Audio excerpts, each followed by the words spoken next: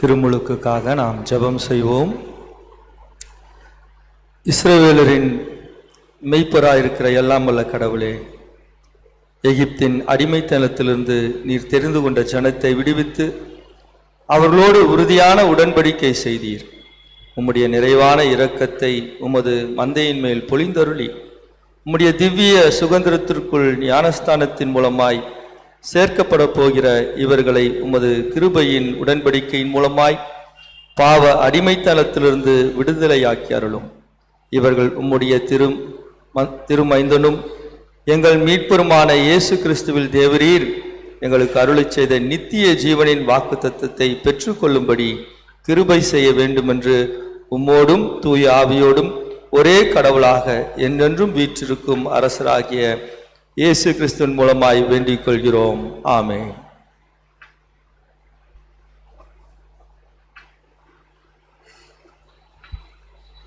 பிரியமானவர்களே, கிறிஸ்துவின் கட்டளையின்படி இவர்கள் கிறிஸ்துவின் உறுப்பினராகவும் கடவுளின் பிள்ளைகளாகவும் விண்ணரசின் சுதந்திரமாகவும் இவர்களுக்கு ஞானஸ்நானம் கொடுக்க இங்கு கூடி வந்துள்ளோம். ஆதலால் நமது ஆண்டவரும் மீட்பெருமான இயேசு கிறிஸ்து சொன்ன வார்த்தைகளை கேளுங்கள். நீங்கள் புறப்பட்டு போய் சகல மக்களினத்தாரையும் சீடராக்கி பிதா குமாரன் பரிசுத்தாவின் நாமத்துக்குள்ளாக அவர்களுக்கு ஞானஸ்நானம் கொடுங்கள்.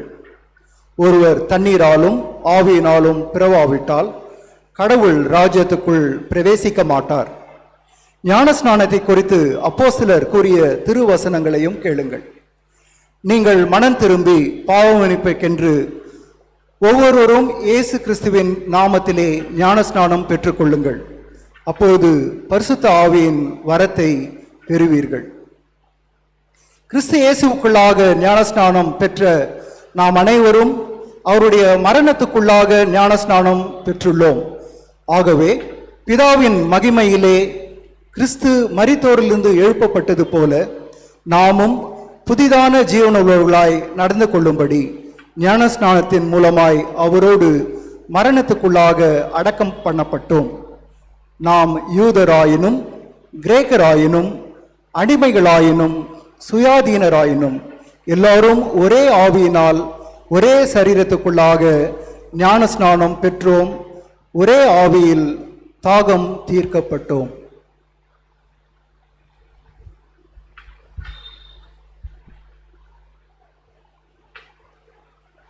ஒரு இளைஞன் இருந்தான்.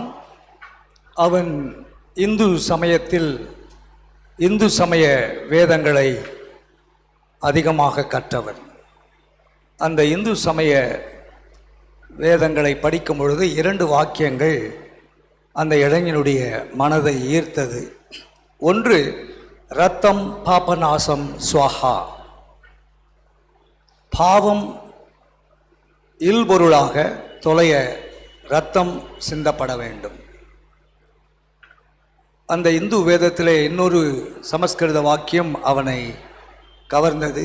பிரஜாபதி அக்னே.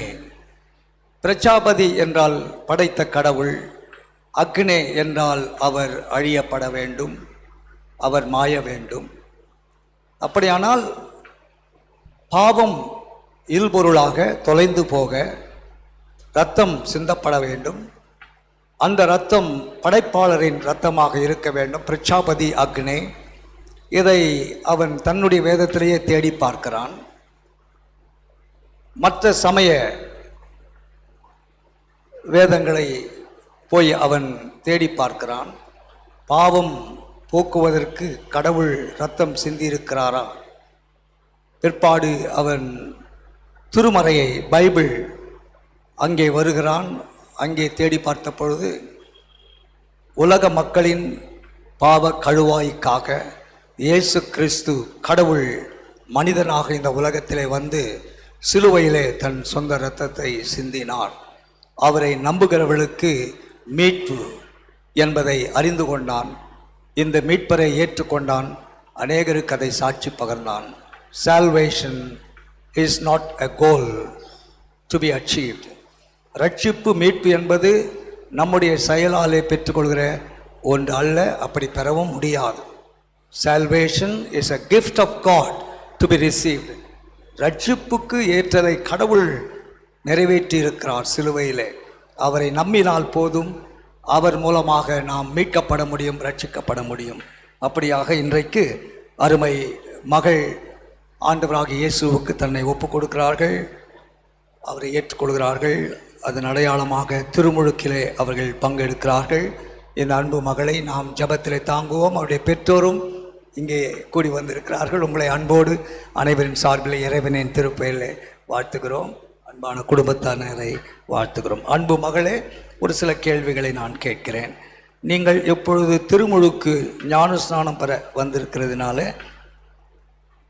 பிசாசின் கிரியைகள், உலகத்தின் பெருமைகள், வீண் ஆடம்பரங்கள், சாதிய பாகுபாடுகள், தூய்மைக்கேடு, சண்டை போடுதல், இச்சை முதலிய மாம்சத்திற்குரிய யாவற்றையும் நீங்கள் வெறுத்து விடுகிறீர்களா?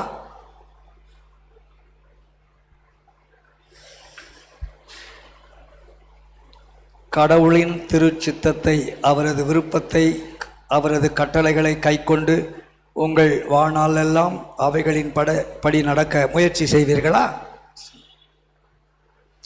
பெருமை, பிரிவினை, பாவ ஆசை ஆகிய தீய ஆவி உங்களை இது முதல் ஒருபோதும் ஆட்கொள்ளாதிருக்க எல்லாம் வல்ல கடவுள் கிருபை செய்வாராக. ஏனென்றால் கிறிஸ்து தம்முடைய விலையேற பெற்ற இரத்தத்தினால் உங்களை கிரயத்திற்கு கொண்டிருக்கிறார். உங்கள் திருமுழுக்கின் மூலம் இருளின் வல்லமையிலிருந்து உங்களை ரட்சித்து ஒளியின் பிள்ளையாக ஏற்றுக்கொள்கிறார். அவரது குரலை கேட்க உங்கள் செவிகள் திறந்திருப்பதாக, உங்கள் வாய் அவருடைய திருநாமத்தை அறிவிப்பதாக. பிதா, குமாரன், பரிசுத்த ஆவியாகிய ஒரே கடவுளாக என்றென்றும் ஜீவித்து அரசாளுகிறவர் அவரே. ஆமென், ஆமென்.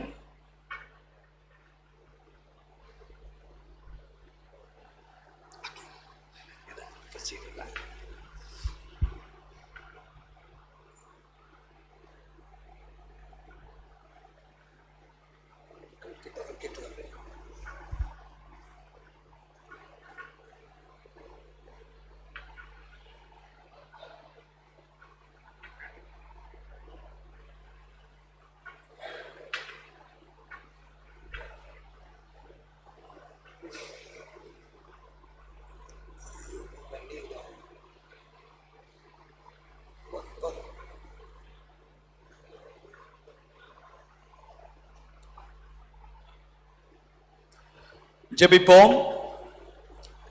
அன்பின் ஆண்டவரே, மீட்பையும் ரட்சிப்பையும் பெறுவதற்கு எங்களுடைய முயற்சிகள், தகுதிகள், தூய்மை போதாது. அந்த மீட்பு, ரட்சிப்பு இயேசுவே என்று சிலுவையிலே ரட்சிப்பிற்கான எல்லாவற்றையும் நிறைவேற்றின ஆண்டவரை நோக்கி பார்ப்பதால் கிடைக்கும். எப்பொழுதும் இந்த மகள் திருமுழுக்கிலே ஈடுபடுகிறார்கள். எங்களுக்கு திருமுழுக்கு கொடுக்கப்பட்ட நாளை ஒரு கணம் திரும்பி பார்க்கிறோம். அன்று முதல் நாங்கள் கடவுளின் மகனாக, மகளாக ஏற்றுக்கொள்ளப்பட்டோம். இன்றைக்கு இந்த திருமுழுக்கின் சூழலில் எங்களை உமக்கு அர்ப்பணிக்கிறோம். உமது பிள்ளைகளாக, கடவுளின் குடும்பமாக நாங்கள் வாழ்ந்து மனு குடும்பம் அனைத்தையும் இறை குடும்பமாக மாற்ற எங்களை பயன்படுத்தும்.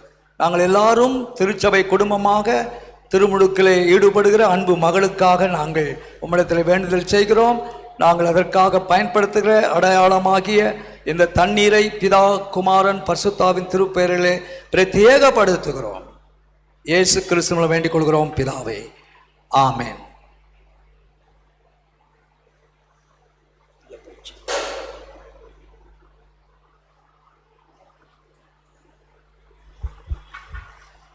இந்த அன்பு மகளுக்கு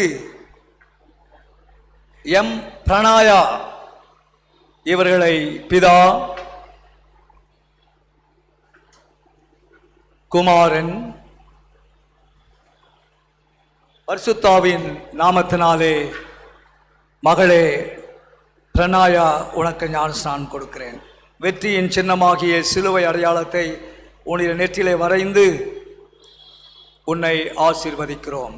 சிலுவையில் அறையப்பட்ட இயேசு கிறிஸ்துவை அறிக்கையிட நீ ஒருபோதும் வெட்கப்படாமல் அவருடைய உண்மையுள்ள சாட்சியாக ஜீவகாலம் எல்லாம் சாட்சி பகருவாயாக. கடவுள் உன்னுடைய எதிர்காலத்தை பிரகாசமடைய செய்வாராக. உன் மூலமாக உன் குடும்பத்தையும் திருச்சபை குடும்பத்தையும் மனு குடும்பத்தையும் ஆசீர்வதிப்பாராக. இயேசு கிறிஸ்துவினால் வேண்டிக் கொள்கிறோம் பிதாவே, ஆமென். கர்த்தர் மகளே உன்னை ஆசீர்வதித்து உன்னை காக்க கடவர். கர்த்தர் தம்முடைய திருமுக பிரகாசத்தை உன் மீது வீசச் செய்து கிருபையாயிருக்க கடவர். கர்த்தர் தம்முடைய திருமுக பிரசனத்தை உன் மீது அமர்த்தி உன்னை பலப்படுத்தி உம்மை தூய்மைப்படுத்தி உன்னை ஆசீர்வதித்து அநேகருக்கு உன்னை ஆசீர்வாதத்தின் கருவியாய் பயன்படுத்துவாராக. ஆமென், ஆமென்.